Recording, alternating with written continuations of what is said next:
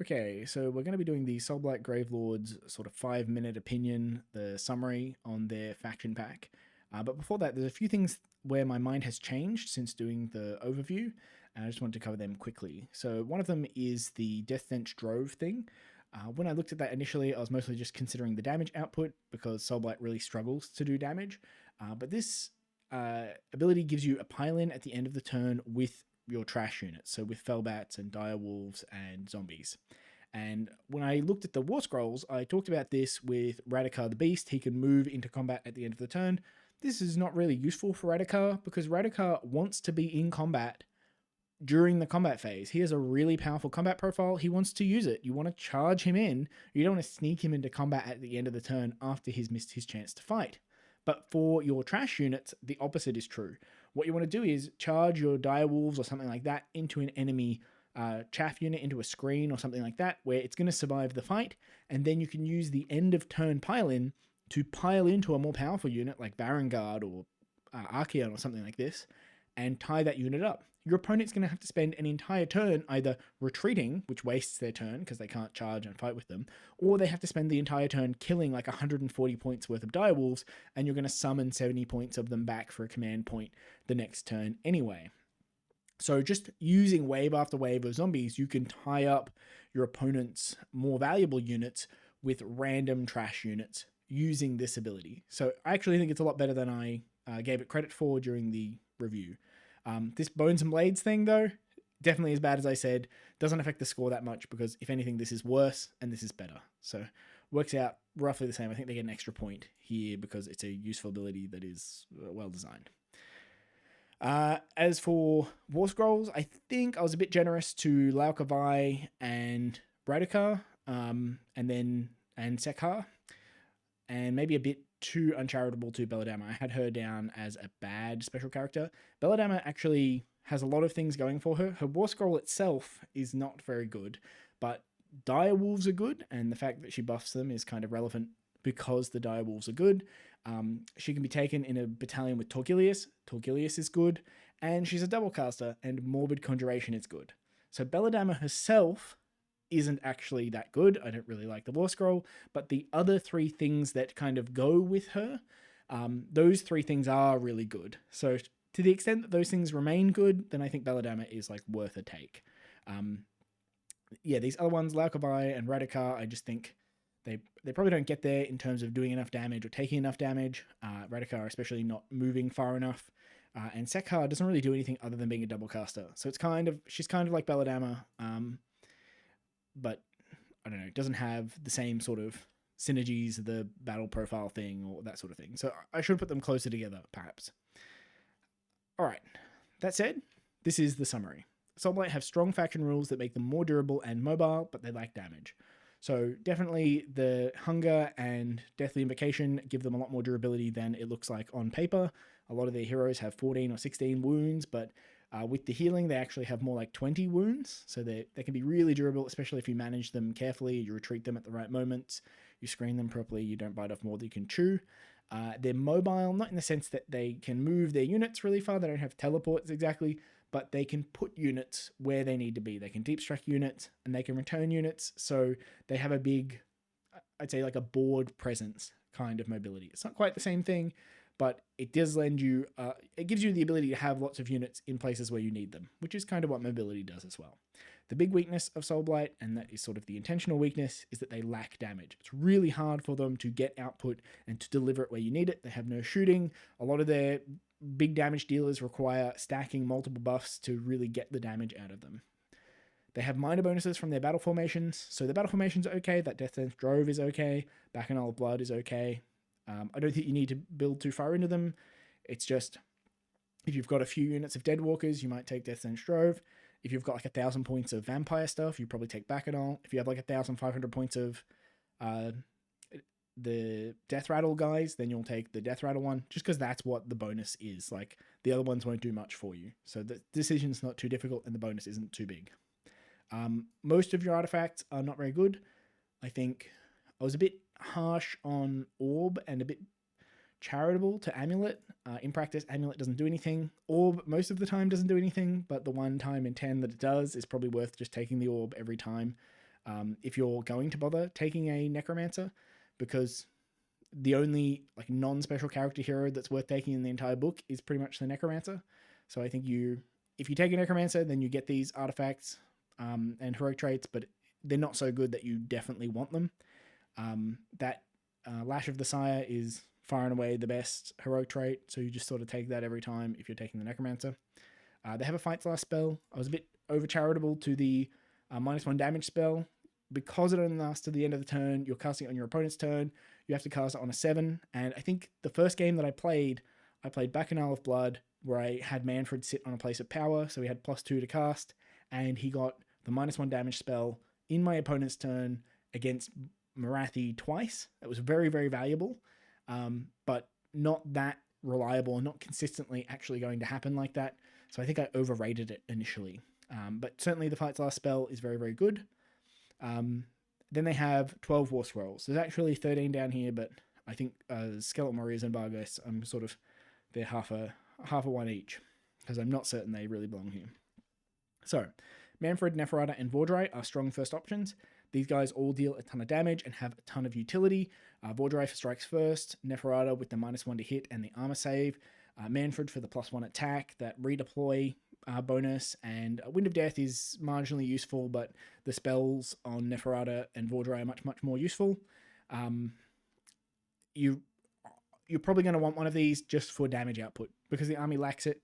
These guys do a fair amount of damage, they move really quickly, they're just very, very helpful to have, and it's hard to build an army without one of them. Then as second options, you've got Belladamma, Torgilius, and Necromancer.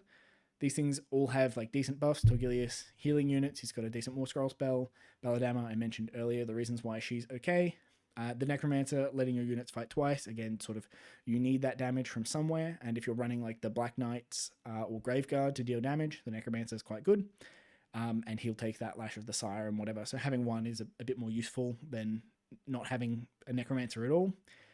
So you can make a 2-drop list fairly easily, Manfred, Belladamma, Torgilius, or Manfred, Necromancer with a bunch of Death Rattle, or like Neferata and Vordrai with a bunch of like zombies or something like that. Those are all fine lists.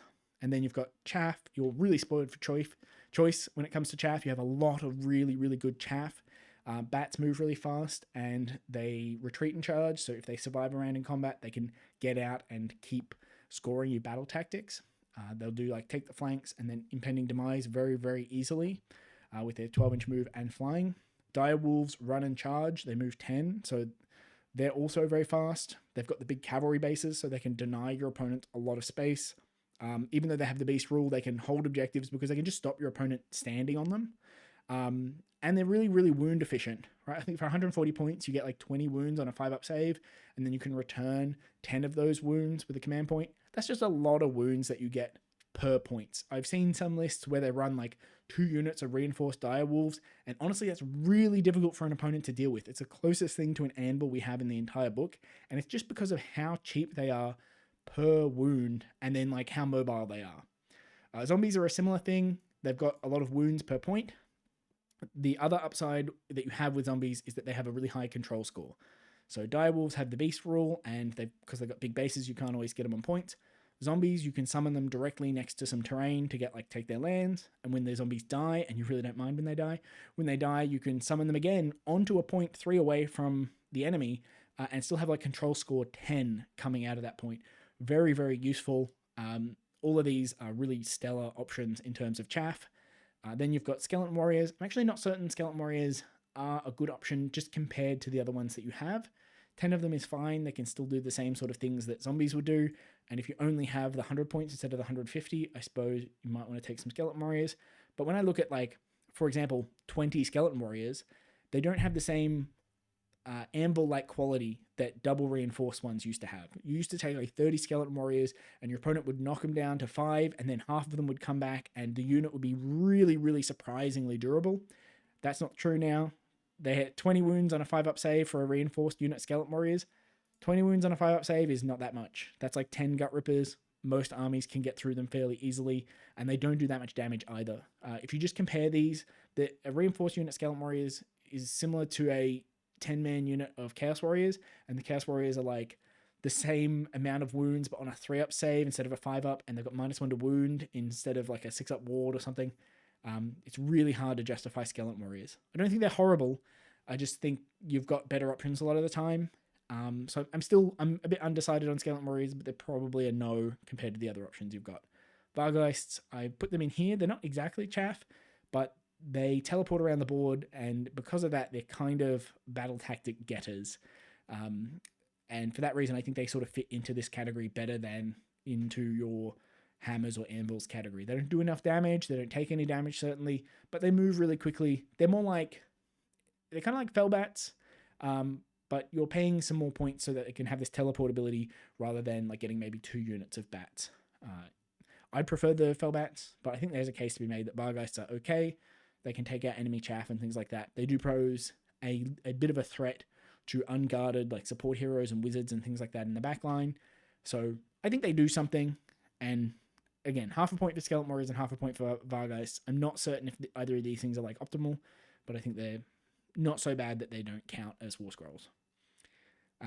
You've got some hammer/anvil units. All of these units deal okay damage and take okay damage, right? Blood Knights have a 3-up save. They've got a fair amount of wounds. Black Knights have 3 wounds each. They're just really like points efficient.